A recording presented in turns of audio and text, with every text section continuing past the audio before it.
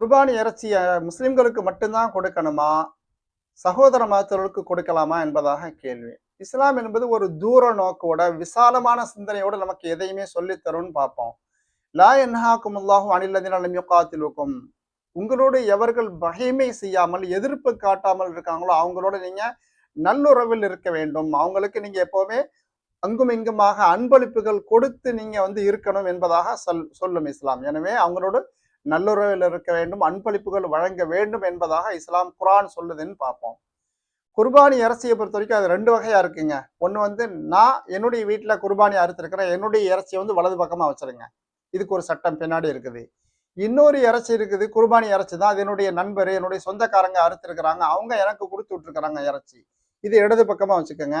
இந்த இறைச்சி எனக்கு வெளியிருந்து வந்திருக்கக்கூடிய இந்த குர்பானி இறைச்சியை நான் இதை என்னுடைய சகோதர மதத்தவர்களுக்கு தாராளமாக கொடுக்கலாம். இதுல யாருக்கும் மாற்று கருத்து கிடையாதுன்னு பார்ப்போம். காரணம், எப்ப என் கையில வந்துச்சு அது என்னுடைய முழு உரிமை. அது நான் என்னனாலும் செய்யலாம். எந்த அளவுக்கு சட்டம் பார்த்தீங்கன்னா, உஸ் கோஷ்துக்கு பேஜ்கர் உஸ்கா கீமத் இஸ்தமால் கர் சக்தே ஹேன். வெளியே இருந்து குர்பானி இறைச்சி எனக்கு ஒருத்தவங்க அன்பளிப்பு தந்தாங்க. இந்த இறைச்சியை கொண்டு போய் நான் கடையில போய் விற்கணும்னு நினைச்சாலும் விற்கிறதுக்கு அனுமதி உண்டு என்பத சட்டமா இதுக்கு வந்துருது. நேரடியாக நான் அறுத்த அந்த குர்பானி இருக்குது, அது இதை விற்க முடியாது. அந்த ஆடு அறுக்கிறதுக்காண்டி வருவார்ல, அவருக்கு கூலியாக கூட எனக்கு கொடுத்துட முடியாது. அதுல விற்பனைங்கிறது அறவே அனுமதி இல்லை. அது நேரடியாக நான் அறுத்தது. ஆனா வெளியிருந்து வந்திருக்கக்கூடிய அந்த இறைச்சியை விற்கிறதுக்கு அனுமதி உண்டு. காரணம், அதனுடைய சட்டம் மாறுபடுதுன்னு பார்ப்பேன். எனவே வெளியிருந்து வந்திருக்கக்கூடிய அந்த இறைச்சி, அது குர்பானி இறைச்சியா இருந்தாலுமே என்னுடைய சகோதர மதத்தவர்களுக்கு நாம் கொடுப்பதற்கு முழுமையான முறையில அனுமதி இருக்குதுங்க. கூடுதலா ஒரு ஹதீஸும் கூட பார்ப்போம். ஒரு முறை நபி ஸல்லல்லாஹு அலைஹி வஸல்லம் வீட்டுக்கு வராங்க. ஆயிஷா ரலியல்லாஹு அன்ஹா வீட்டுக்கு வரக்கூடிய இடத்துல இறைச்சி சமைக்கக்கூடிய மனம் தெரியுது.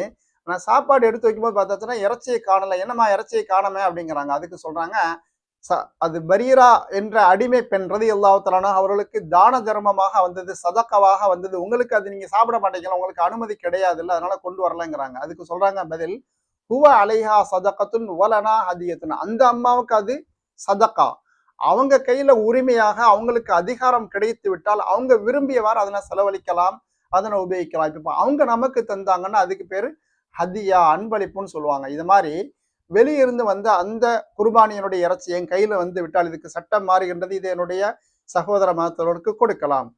நான் வீட்டுல அறுத்த அந்த குர்பானி இறைச்சியை நேரடியாக சகோதர மதத்தவர்களுக்கு கொடுக்க முடியாது என்பதாக ஷாஃபி மதஹப் சொல்லுவாங்க.